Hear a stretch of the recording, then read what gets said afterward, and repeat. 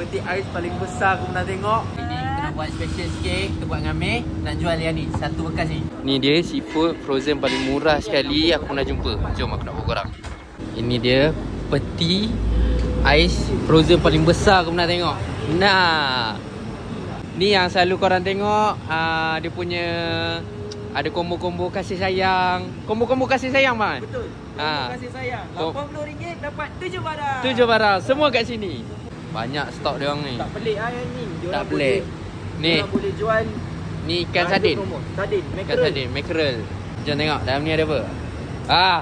Korang nak sotong berapa banyak? Ni satu kotak, satu katin. Fresh kat ni bang. Boleh ni. Oh, nak buat masak makan rumah frozen. Sedap lah. Dia ada banyak gila stok. Korang tak payah takut. Sejuk dalam ni. Memang sejuk. Ni kalau banyak barang banyak macam ni boleh habis dalam masa berapa lama? Dalam 2 minggu. 2 minggu banyak ni boleh habis. So yang korang tengok ni semua ni 2 minggu je habis bang kan?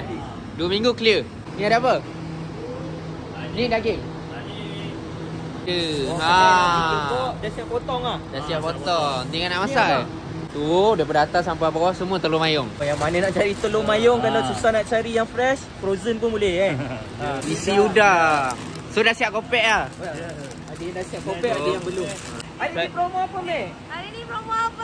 Jom. Jom. Korang pula jadi host Mei. Okey. Okey, sini 88, sini 88. Sini 88. So 88 ni ada apa?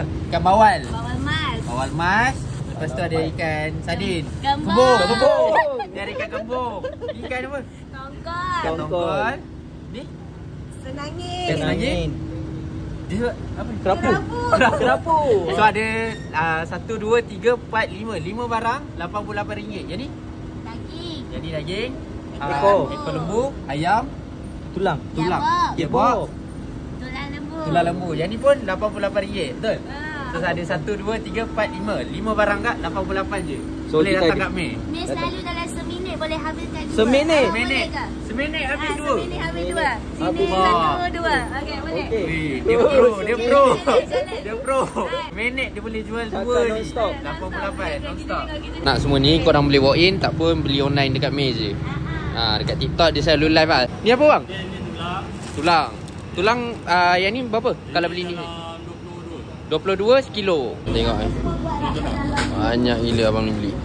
Ni korang boleh beli borong. Abang beli borong bang?